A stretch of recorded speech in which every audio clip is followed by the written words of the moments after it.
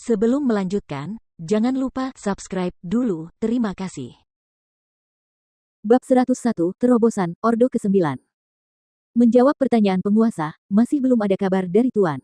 Marsekal Haotian melapor dan wajahnya menunjukkan ekspresi khawatir, tolong hukum bawahan ini. 2 tahun terakhir ini, dia gagal menemukan berita atau keberadaan tuannya, dan ini membuatnya merasa malu untuk menghadapi Huang Xiaolong. Huang Xiaolong menggelengkan kepalanya, masalah ini tidak bisa disalahkan padamu, berdirilah. Bawahan ini berterima kasih kepada Yang Mulia, kata Marsekal Haotian. Huang Xiaolong jatuh ke dalam suasana hati yang merenung.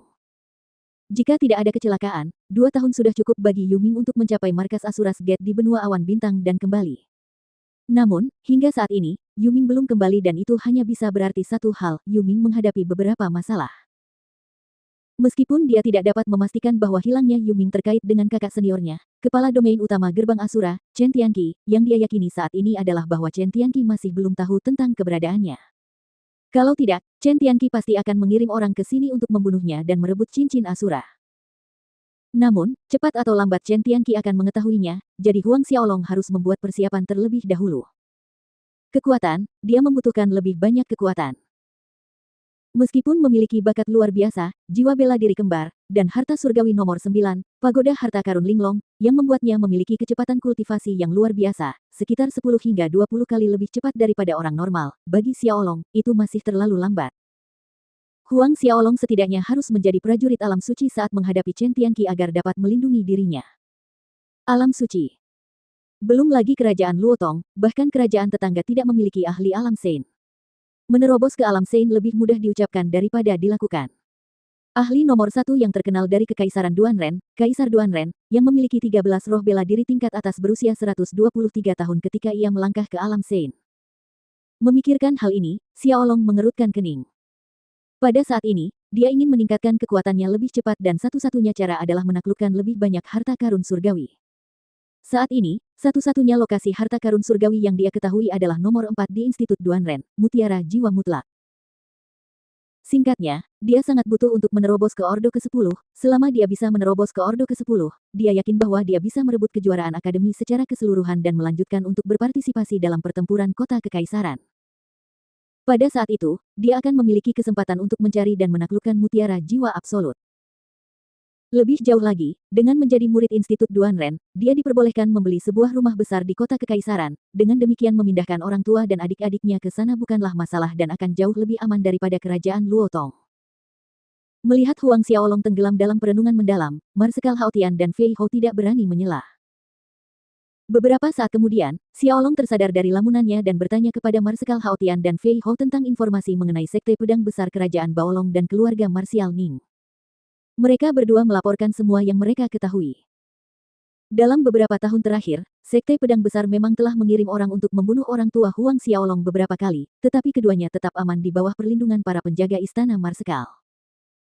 Dan sejak tahun itu Huang Xiaolong membunuh Ning Fei dari keluarga Marsial Ning selama ujian kenaikan kelasnya di perbatasan kerajaan. Patriark keluarga Marsial Ning, Ning Wang juga mengirim orang untuk membunuh Huang Xiaolong dan keluarganya beberapa kali. Oleh karena itu, ketika Xiaolong berhasil menembus alam Xiantian di masa depan, hal pertama yang akan dilakukannya adalah menghancurkan Sekte Pedang Besar dan keluarga Marsial Ning. Setelah menanyakan tentang masalah yang dihadapi Sekte Pedang Besar dan keluarga Marsial Ning, Huang Xiaolong melanjutkan bertanya tentang masalah di Istana Tianxuan. Sejak tahun pertama ia tiba di kota kerajaan, Xiaolong telah memberi instruksi pada Fei Hou untuk mendatangkan sejumlah budak guna mengembangkan pasukannya sendiri, dan selama beberapa tahun terakhir, jumlah dan kekuatan para pelayannya telah meningkat pesat, dan di bawah dorongan Huang Xiaolong, mereka telah memulai perdagangan 9 tripod, yang utamanya bergerak di bidang percetakan bahan bacaan seperti majalah-majalah hiburan di bumi. Meskipun perdagangan 9 tripod hanya berdiri selama 2 tahun, operasi dan pengelolaannya cukup memuaskan, dengan membuka lebih dari selusin cabang di kerajaan Luotong sendiri. Publikasi hariannya melampaui 10.000 dan keuntungan beberapa ribu koin emas. Kini, semua biaya Tianxuan Mansion dibiayai oleh keuntungan dari perdagangan 9 tripod. Fei Hou, tahun depan, perluas operasi 9 tripod commerce. Harus ada cabang di setiap daerah Anda urus detailnya, kata Huang Xiaolong. Baik, Yang Mulia. Fei Hou menjawab dengan hormat. Di sisi lain, di bawah lokasi 9 tripod commerce, bentuklah organisasi pembunuh bawah tanah. Kalian dapat memilih rekrutan. Huang Xiaolong melanjutkan, sudah waktunya untuk membalas kebaikan Sekte Pedang Besar dan keluarga Marsial Ning dengan pembalasannya sendiri. Fei Hou menyapanya dengan hormat. Beberapa saat setelah itu, Marsekal Hao Tian dan Fei Hou meninggalkan aula utama.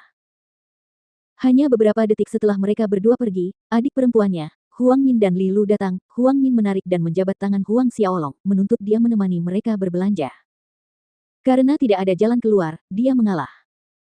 Seluruh sore dihabiskannya untuk berjalan-jalan di sekitar kota dan ketika kembali ke halamannya, Huang Xiaolong mulai berlatih taktik Asura. Taktik Asura. Huang Xiaolong telah mencapai level ketiga dan mampu memadatkan sayap iblis. Saat ia melangkah ke level keempat, mata neraka akan terbuka di dahinya. Keunggulan mata neraka ini adalah ia dapat melihat melalui sifat asli berbagai hal, bahkan melalui penyembunyian, dan dapat melancarkan serangan spiritual. Saat ia mencapai tahap keempat, fisik asuranya akan tumbuh lebih kuat secara keseluruhan.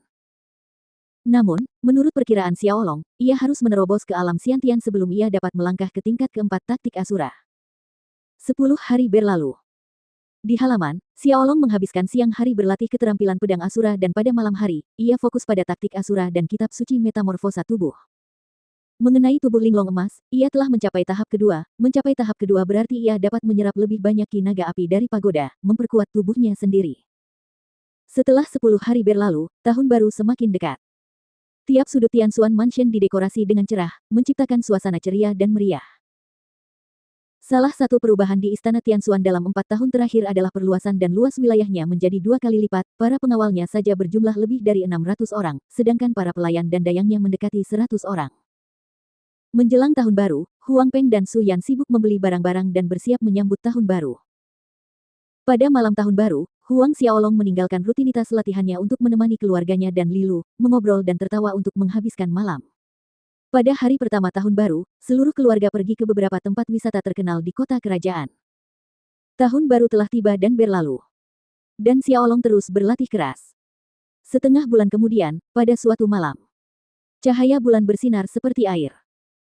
Huang Xiaolong tengah duduk bersila di ruang pagoda harta karun Linglong, terus-menerus menjalankan taktik Asura, dan ki pertempuran dunia bawah bergulung dan melonjak di meridian dan laut ki-nya, bergulir dan menghantam.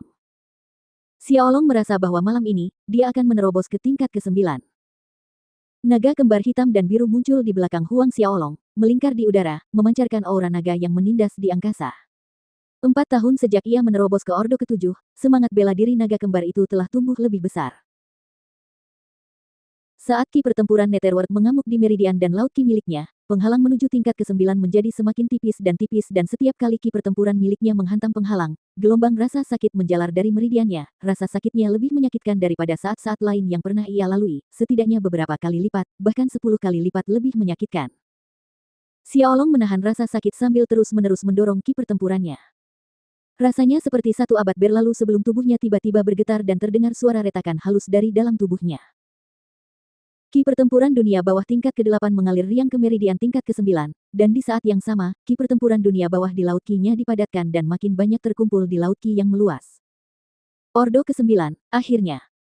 Naga-naga hitam dan biru di belakang Xiaolong meraung ke langit, sisik-sisik naga di tubuh mereka menjadi lebih padat dan berkilau. Pagoda harta karun Linglong bergetar saat cahaya terang yang menyilaukan muncul.